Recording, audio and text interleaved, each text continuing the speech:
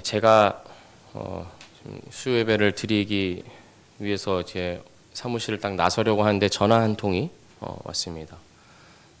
굉장히 신기한 불빛이 이렇게 조명과가 일어난 것 같은데요. 네. 무슨 전화였냐면 어디 부천에 있는 한 농협에서 온 전화였습니다. 그래서 그 농협에서 말하기를 정말 좋은 상품이 있는데 우리 교회에서도 정말 금리가 낮게 나왔기 때문에 한번 이용해 보시라면서 제가 올라가야 하니까 이제 전화를 어떻게든 마무리를 지으려고 하는데 근데 계속해서 막 물어보면서 담임 목사님 어디 계시냐 아니면 또 재정 장로님 누구냐 하면서 계속해서 말을 이어가는 겁니다. 그 말에 이제 요지들은 결국 무엇입니까? 내가 잘해줄게 하는 겁니다. 잘해줄 테니 우리랑 이렇게 거래를 하자 하는 것입니다. 오늘 우리가 함께 읽은 이 시편 119편 세 번째 연이 바로 그 주제입니다. 잘해주는 것. 그것에 대해서 이 시편 119편 3연이 17절에서 24절이 말하고 있습니다. 그래서 이 세 번째 연은 히브리어 알파벳의 세 번째 순서인 그 기멜로 이제 시작하는데요. 오늘 말씀 이렇게 시작합니다. 주의 종을 후대하여 살게 하소서. 지금 시인이 하나님께 기도를 하는데 어떻게 기도하고 있냐면 나에게 후대해 달라. 후대해 달라는 것이 무엇입니까? 후하게 베풀어 달라. 좀 더 이렇게 쉽게 말하자면 어떤 기도냐면 하나님 저한테 좀 잘해 주세요 라는 기도입니다. 이렇게 하나님한테 나한테 잘해 주세요라고 기도하는 이유가 무엇입니까? 이어지는 말씀입니다. 그리하시면 주의 말씀을 지키리이다. 얼핏 보면 이 시인이 하나님을 협박하는 것처럼 보이기도 합니다. 하나님, 나한테 잘해주세요. 그래야 내가 하나님 말씀 지킵니다. 잘해주지 않으면 하나님 말씀 안 지킬 겁니다. 이렇게 부정적인 뉘앙스로 느껴지기도 하는데요. 하지만 실제 의미는 정반대입니다. 하나님께서 나한테 잘해주셔야, 나를 후대해 주셔야, 다시 말해서 하나님이 내게 은혜를 주셔야 나는 말씀을 지키면서 살 수 있습니다 라는 고백을 하고 있는 것입니다. 지금 이 시인이 하나님께 나한테 잘해주세요 라고 기도하는 이유는 자신이 배부르고 등 따숩게 살기 위해서 하나님 나한테 잘해주세요 하는 것이 아닙니다. 이 시인에게 있어서 자신의 삶에서 가장 중요한 것은 어디에 있냐면 하나님의 말씀을 지키면서 사는 데 있습니다. 말씀에 순종하면서 사는 것이 지금 이 시인이 살아가는 이유가 되어 있는 것입니다.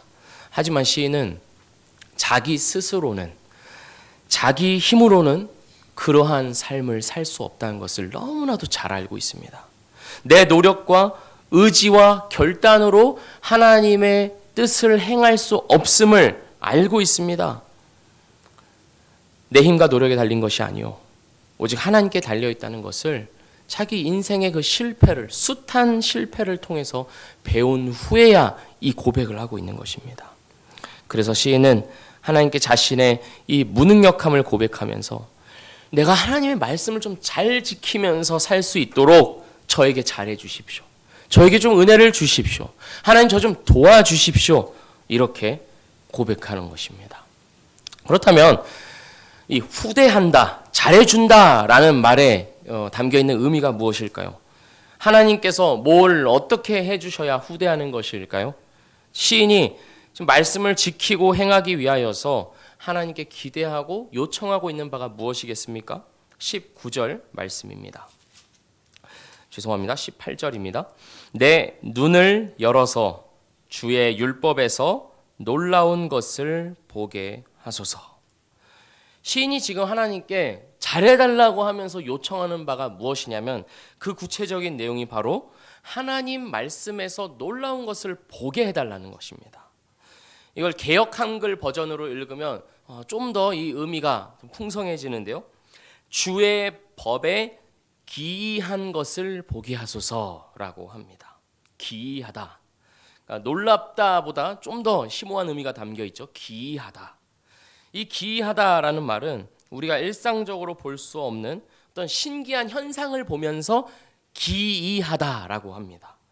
쌍무지개가 떴다거나 아니면 하늘을 봤는데 동물 모양이 이렇게 사자가 있다거나 아니면 새가 있다거나 아니면 구름 사이를 보는데 그 그런 것들 본 적이 있지 않으십니까? 그 구름 사이에서 딱 거기만 뚫려 있어가지고 햇빛이 강렬하게 그 내리쬐고 있는 딱 그 부분에만 동그랗게 하얀 직선의 빛이 내리쬐고 있는 그런 광경을 본다든가 할 때, 야 정말 신기하다, 기이하다, 어떻게 저런 것이 있냐 하면서 우리가 신기해합니다.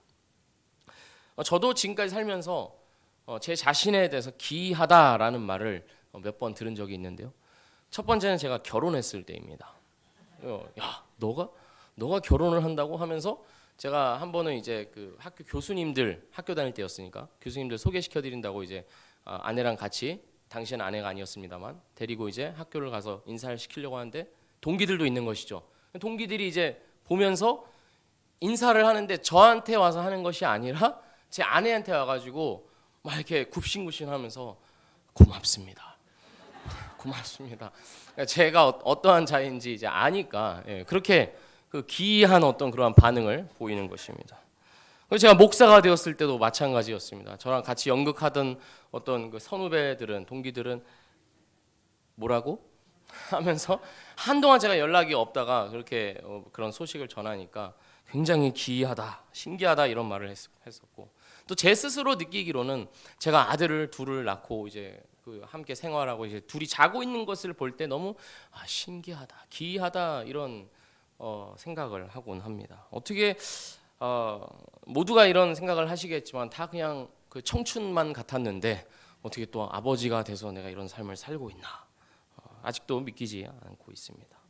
하지만 성경에서는 이 기이하다라고 말을 할 때는, 놀랍다라는 표현을 쓸 때는 단순히 특이하거나 평범하지 않은 정도의 일을 말하는 것이 아니라 바로 하나님의 구원을 가리키는 또 다른 표현입니다. 출애굽기 15장 11절을 보면 이러한 구절이 있는데 제가 읽어보겠습니다. 여호와여, 신 중에 주와 같은 자가 누구니까? 주와 같이 거룩함으로 영광스러우며 찬송할 만한 위엄이 있으며 기이한 일을 행하는 자가 누구니까? 이 말씀이 어떤 말씀이냐면, 이스라엘 백성들이 출애굽하여서 홍해를 건넌 후에 그 자신들은 안전히 건너고 뒤따라오는 애굽 군사들이 합쳐진 바다에 수장된 후에 그 놀라운 구원을 목격하면서 했던 찬양의 내용 중 일부입니다.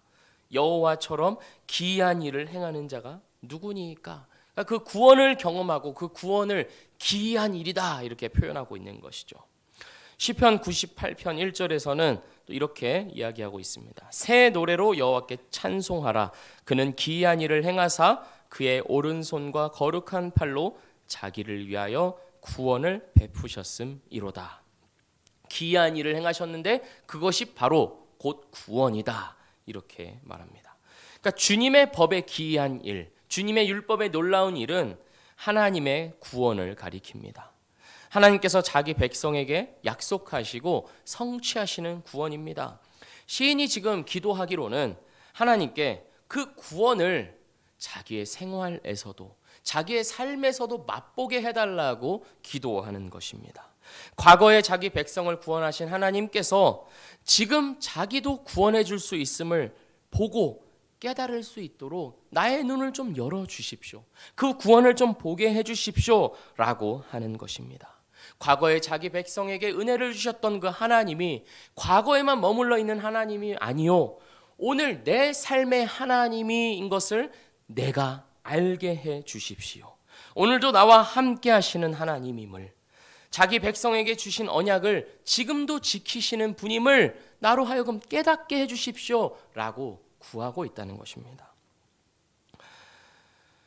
이러한 기도로 미루어 보아 우리가 알 수 있는 사실은 무엇이겠습니까? 우리는 하나님께서 깨닫게 해주지 않으시면 우리는 아무것도 깨달을 수 없다는 것입니다. 왜냐하면 우리 눈에는 하나의 베일이 씌워져 있기 때문입니다. 두꺼운 눈곱이 끼면 아침에 일어났을 때 그 눈곱으로 인하여서 앞이 잘 보이지 않고 눈을 뜬다 하더라도 흐리게 보이는 것처럼 하나님께서 우리 눈에 덮여져 있는 이 베일을 걷어주지 않으시면 우리는 말씀을 결코 깨달을 수 없습니다. 하나님이 행하시는 구원이 무엇인지, 기이한 것이 무엇인지 우리는 알 도리가 없습니다. 우리가 죄인이기에. 하나님이 우리의 눈을 열어 주셔야만 합니다. 하나님께서 성령을 통해 말씀을 풀어주실 때 바르게 이 성경을 읽을 수 있습니다. 하나님을 사랑하며 겸손히 의지하는 자들만이 말씀이 담고 있는 참된 의미를 깨달을 수 있는 것입니다. 예수님께서 부활하신 후에 누가복음을 보면 엠마오로 가는 두 제자를 만나십니다. 제자를 만나셔서 동행하시면서 하나님께서 예수님께서 말씀을 풀어주십니다. 그리고 그 두 제자가 예수님께서 풀어주시는 말씀을 듣고 나서 나오는 반응이 무엇입니까? 마음속에 그 뜨거운 것이 일어났다라는 그러한 고백을 합니다. 말씀을 깨닫고 밝히 알게 되고 그 참된 의미를 깨닫게 되자 성령의 역사로 인하여서 그 불같은 어떤 열정이 하나님을 향한 사랑과 또 그 구원의 심오함을 깨달은 기쁨이 샘솟듯 올라온 것입니다. 우리는 그것을 구해야 하는 것입니다. 우리는 한민족으로서 뭐든지 빨리빨리 하고 싶어 합니다. 빨리 결론 짓고 빨리 뭔가 일이 있으면 매듭을 짓고 싶어 하고 빨리 해결하고 싶어 합니다. 그래서 어떻게 보면 제 자신이 그런 경향이 있습니다만 성경조차도 뭔가 빨리빨리 해야 할 것처럼 느끼기도 합니다. 빨리 읽고 빨리 진도 나가고 몇 번 통독했다, 몇 번 이거 했다 하는 것을 어떤 지표로 삼아서 진정한 그 말씀의 의미를 깨달으려 하기보다는 어떠한 의무와 과제로 여겨서 빨리 해치우고자 하는 경향이 있습니다. 그래서 우리가 쉽게 나오는 반응이 무엇입니까? 이건 아는 말씀이야. 이거는 내가 너무나 잘 아는 이야기야. 저번에 들었던 그 이야기네. 이 이야기의 결론은, 이 말씀의 결론은 이거야 하면서 미리 다 결론을 내려버리고 마음에서 이거를 다 확정해버립니다. 이런 마음으로는, 이러한 생각으로는 도저히 하나님의 말씀을 알 턱이 없는 것입니다. 우리 눈에 베일이 가려진 채로 여전히 내 생각과 내 마음으로 말씀을 보는 것입니다. 18세기에 미국 부흥을 일으켰던 조지 휘필드는 회심한 지 얼마 안 되었을 때 일기에 이렇게 적었다고 합니다. 제가 그 내용을 천천히 읽어보겠습니다. 나는 다른 책은 모두 제쳐두고 무릎을 꿇고 성경을 읽기 시작했다. 가능하면 한 절이나 한 단어를 읽을 때마다 기도했다. 말씀은 참으로 내 영혼의 고기요 음료였다. 매일 위로부터 새로운 생명과 빛과 능력을 공급받았다. 제가 말씀드리는 것은 많이 읽지 말고 조금이라도 집중해서 읽어라 하는 마음이 아니라 그 전에 앞서서 이 말씀을 대하는 나의 마음이 하나님을 향하여서 간절한 마음으로 열려 있어야 한다는 말씀을 드리는 것입니다. 정종란 목사님도 같은 이야기를 하시고는 하였습니다. 우리가 많이 들었던 말이 있지 않습니까? 한 문장을 가지고도 아니면 한 단어를 가지고도 하루 종일 묵상할 때 주시는 깨달음이 있다. 그것을 붙잡아야 한다. 라는 말씀을 참 많이 하셨습니다. 그렇게 했을 때 우리의 눈이 말씀을 향해서 열린다는 것입니다. 열왕기하 6장을 보면 엘리사가 이스라엘을 쳐들어온 아람 군대를 보고 두려워하고 있는 그의 종을 위하여서 이렇게 기도합니다. 하나님, 그의 눈을 열어 주소서. 그러자 엘리사의 종의 눈이 열려서 무엇을 보게 되었습니까? 아람 군대보다 훨씬 더 많고 크고 강력한 불말과 불병거가 엘리사 전체를 다 감싸고 있고 보호하고 있는 것을 보았습니다. 그러니까 우리는 그렇게 우리의 눈이 열려질 때에만 이 세상에 머물러 있던 우리의 시각이 끌어올려져서 하나님의 구원과 하나님의 동행하심과 하나님의 지혜를 깨닫게 됩니다. 그래서 이 기도는 너무나 중요한 것입니다. 내 눈을 열어서 주의 법에 기이한 것을 보게 하소서. 하나님, 이 성경 말씀을 통해서 하나님을 보게 해 주십시오. 하나님이 지금도 행하고 계시는 구원과 사랑의 역사를 내가 생생하게 보게 해주십시오. 내가 믿는 하나님이 과거의 하나님으로만 머물러 있기를 원치 않습니다. 오늘 나의 하나님, 지금 이 시간의 하나님으로 내가 고백할 수 있도록 주여 나의 눈을 좀 열어주십시오.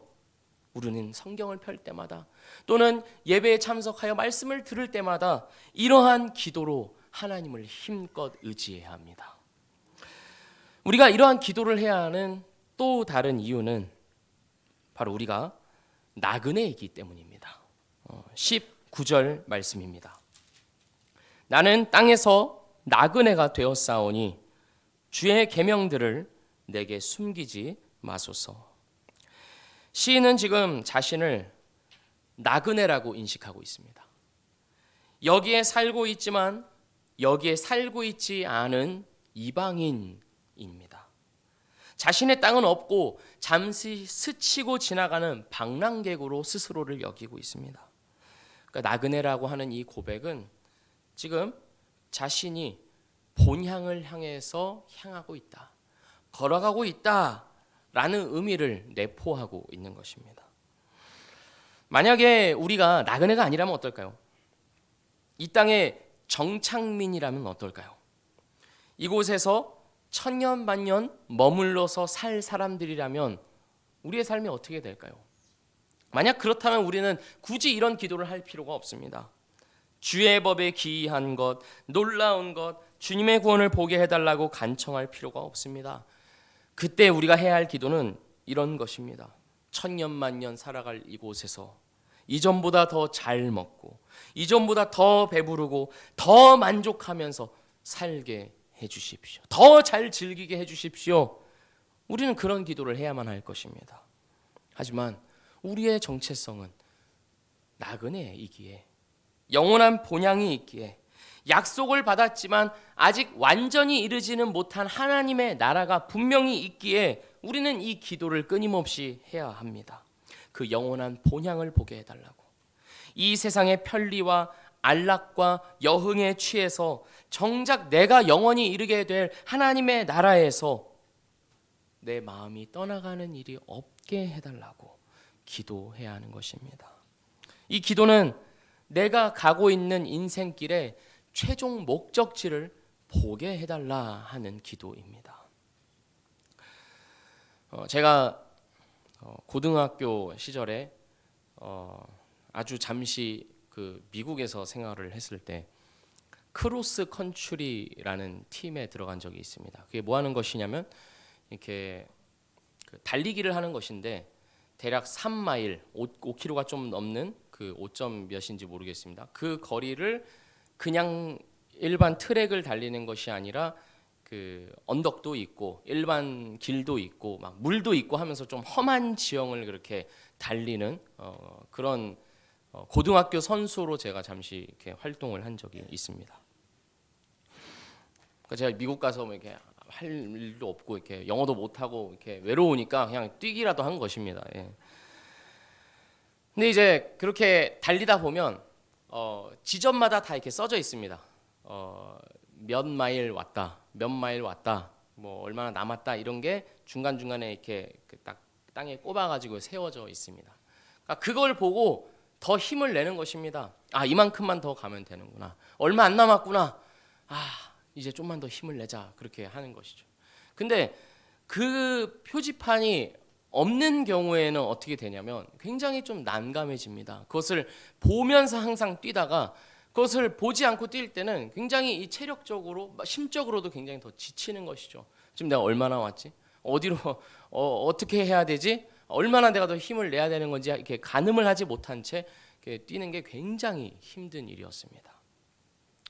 그러니까 시인은 지금 그걸 요청하고 있는 것입니다. 내가 지금 이 인생길을 살아가면서 어디로 가고 있는지, 어떻게 가야 하는 것인지, 또 어디까지 왔는지 주의 법을 통하여서 그걸 명확하게 좀 보게 해 주십시오. 내가 무엇을 위해 사는지 확실히 알고 살아가게 해 주십시오. 나의 삶이 주님의 뜻에 좀 맞춰진 진정한 나그네의 삶을, 하나님 나라에 초점이 맞춰진 삶을 살게 해 주십시오 라고 기도하는 것입니다. 또한 이 시인은 그렇게 하나님의 말씀을 깨닫기 원하는 열망이 얼마나 컸던지 20절에서는 이렇게 고백합니다.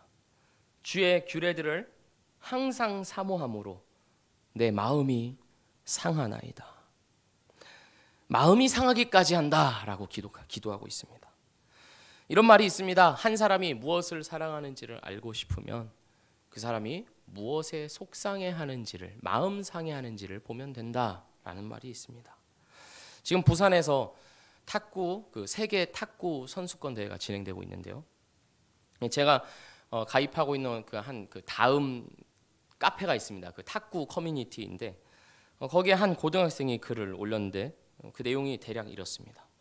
그 대회장, 그 부산 백스코에 그 대회장 어느 매장에 가면 한정 판매하는 유니폼이 있는데 자기가 그걸 너무 사고 싶은데 학생이기도 하고 시간도 없고 해서 갈 수가 없으니 혹시 탁구 동호인들 중에서 거기 가시는 분들 중에 그거를 대신 사서 나에게 보내줄 수 있는 사람이 있으면 자기가 수고비까지 해가지고 더 좀 해주겠다, 제발 부탁한다면서 간절한 마음으로 이렇게 글을 올린 것을 제가 며칠 전에 보았습니다. 그러면서 이어지는 말이 그걸 못 가지면 너무 속상하고 너무 마음이 아플 것 같다는 것입니다. 그러니까 이전에도 한국에서 대회가 열렸을 때 제가 가려고 그랬는데 그게 이미 품절이어가지고 이미 너무 속상했다 그런 이야기를 하면서 부탁을 하였습니다. 왜 그러는 것일까요? 이 학생은 그 유니폼을 너무나도 사랑하기 때문에, 너무나도 갖고 싶기에 반대급부로 가지지 못했을 경우에 마음이 그토록 상한다 이야기하는 것입니다. 우리는 어떨까요? 우리는 살아가면서 무엇에 가장 속상해 합니까? 우리는 내가 가장 사랑하고 열의를 품는 대상으로부터 마음 상해하는 일이 많습니다.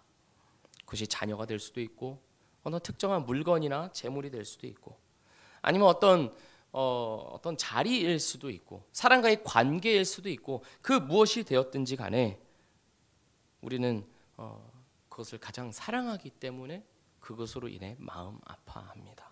하지만 오늘 이 시인을 보면서 우리가 가장 마음에 아파해야 할 것은 무엇이겠습니까? 가장 속상해하고 마음 아파할 정도로 열의를 품어야 하는 것은 무엇이겠습니까? 바로 하나님의 말씀입니다. 우리 인생의 가장 큰 고민은 이것이 되어야 합니다. 내가 말씀을 몰라도 너무 모른다. 하나님을 아는 지식이 도저히 자라지를 않는다. 교회 다닌 지 벌써 10년이 넘어가는데 하나님을 향한 고백이 내 삶에서 내 입술에서 풍성하게 자연스럽게 쏟아지지를 않는다. 메말라 있다, 빈약하다 하는 것이 우리의 가장 큰 아픔이어야 하는 줄 믿습니다. 그것을 위해서 우리는 늘 기도해야 하는 것입니다. 주님, 내가 주님을 더 알고 싶은데 그러질 못해서 속상합니다. 내 눈을 열어서 주의 법에 기이한 것을 보게 해 주십시오. 그리하시면 내가 주의 법을 따라가며 행할 수 있습니다. 시인이 또한 이렇게 기도하고 있는 또 다른 이유는 이제 후반절에 21절에서 24절에서 21절부터 24절까지 이어집니다. 제가 다시 한번 읽겠습니다. 교만하여 저주를 받으며 주의 계명들에서 떠나는 자들을 주께서 꾸짖으셨나이다. 내가 주의 교훈들을 지켰사오니 비방과 멸시를 내게서 떠나게 하소서. 고관들도 앉아서 나를 비방하였사오나 주의 종은 주의 율례들을 작은 소리로 읊조렸나이다. 주의 증거들은 나의 즐거움이요 나의 충고자니이다. 시인이 오늘 이 3년의 기도를 하나님께 올려드리는 이유는 바로 그가 대적들에게 둘러싸여 있기 때문입니다. 이 대적들은 세 가지 특징을 갖고 있는데요. 첫 번째는 교만합니다. 그리고 두 번째는 하나님의 저주를 받는 자들입니다. 그리고 세 번째는 주의 계명에서 떠나 있습니다. 그래서 이들이 하는 일은 무엇이냐면 주의 길을 따라가는 자들을 괴롭힙니다. 비방합니다. 한마디로 그들은 오만하고 반항적이며 자기를 과신하고 하나님에 대해서 무지한 자들이며 경건한 자들을 미워하는 자들입니다. 그러니까 시인은 지금 이러한 자들에게 둘러싸여 있습니다. 그러한 상황에서 시인은 지금 하나님의 말씀을 붙잡고 있는 것입니다. 이 시인과 마찬가지로 하나님을 구하고 하나님의 말씀을 행하고자 하는 모든 사람들은 하나님을 모르는 사람들로부터 반드시 박해와 멸시를 당합니다. 인생의 방향을 정해서 진심으로 내가 하나님 말씀대로 살겠습니다, 내가 이제는 주의 길만을 보면서 그 길을 걸어가겠습니다 하고 결단하는 사람은 이러한 반대에 부딪히게 된다는 것입니다. 우리가 이런 말을 살아오면서 많이 듣지 않았습니까? 네가 예수를 믿어? 기독교인이라고? 교회를 다닌다고? 불과 얼마 전 코로나 기간에만 해도 우리는 수많은 그런 눈초리와 핍박 속에서 살아야만 했습니다. 그뿐만 아니라 우리 주변의 모든 관계들로부터 아니면 사회의 어떤 장치들로부터 이 기독교회는 늘 예전 시대보다 점점 더 어려워지는 삶을 살아가고 있습니다. 그래서 우리는 움츠러들고는 합니다. 내 믿음이 흔들리고 사람들의 눈치를 보게 되며 하나님의 말씀을 가장 중심으로 두고 살아가기보다는 상황에 따라서 또는 사람들 입맛에 맞춰서 내 자신을 이렇게 바꾸기도 합니다. 하지만 오늘 이 시인이 우리에게 보여주고 있는 것은 무엇이겠습니까? 오늘 말씀 22절과 23절을 제가 다시 한번 읽겠습니다. 내가 주의 교훈들을 지켰사오니 비방과 멸시를 내게서 떠나게 하소서. 고관들도 앉아서 나를 비방하였사오나 주의 종은 주의 율례들을 작은 소리로 읊조렸나이다. 시인이 우리에게 보여주고 있는 자기의 대적들을 향하여서 보여주고 있는 태도는 무엇이냐면 바로 그러한 순간에서도 주의 말씀을 의지하는 것입니다. 어떠한 상황이 있어서 이 상황을 해결하려고 동분서주하면서 뛰어다니는 것 이전에 내가 먼저 의지하고 내가 먼저 지도를 받아야 할 것은 하나님의 말씀이다. 그래서 끊임없이 그 말씀을 읊조리며 깨닫기를 구합니다. 그리고 그 결과 오늘 9절 마지막 절에서 시인은 결국 이렇게 고백합니다. 주의 증거들은 나의 즐거움이요 나의 충고자니이다. 자신을 향한 그 수많은 대적들의 비방과 멸시와 핍박에도 불구하고 자신이 그토록 하나님의 말씀을 끝까지 붙잡고 의지했더니 하나님의 말씀이 자기에게 어떻게 고백되고 있습니까? 주의 증거들이 나의 즐거움이 되었고 나의 인생길을 지도해 주는 가장 중요한 충고가 되었다라고 고백하고 있습니다. 이 시인은 말씀을 통해 자신의 삶 가운데서 승리를 경험한 것입니다. 바로 이러한 고백이, 이러한 기도가 우리의 것이 되어야 할 줄 믿습니다. 이 시인의 하나님의 말씀을 향한 이 순수한 열망, 하나님의 말씀으로 인하여서 마음이 상하기까지 하는 그 열의가 오늘 우리의 것이 되어서 오늘 나의 삶에서 하나님을 경험하며 하나님의 구원을 새롭게 경험하며 그것으로 나의 삶에서 모든 대적들과 어려운 상황 속에서도 승리하며 나아가시는 우리 모두가 되기를 주의 이름으로 축복합니다. 기도하겠습니다. 하나님 아버지, 주께 간과없기는 우리에게 잘 해주십시오. 그래야 우리가 주의 뜻을 행할 수 있음을 고백합니다. 우리의 눈을 열어주셔서 주의 말씀에 기이한 것을 보게 하여 주시고 그 말씀에 사로잡혀 살아가는 우리의 삶이 되도록 인도하여 주시옵소서. 그리하여서 우리의 삶 가운데 주님의 말씀을 가지고 승리하게 되는 그 자리까지 이르도록 주여 도와주시고 인도하여 주시옵소서. 우리를 지금도 그렇게 인도해 가시는 주님을 감사하며 예수 그리스도의 이름으로 기도합니다. 아멘.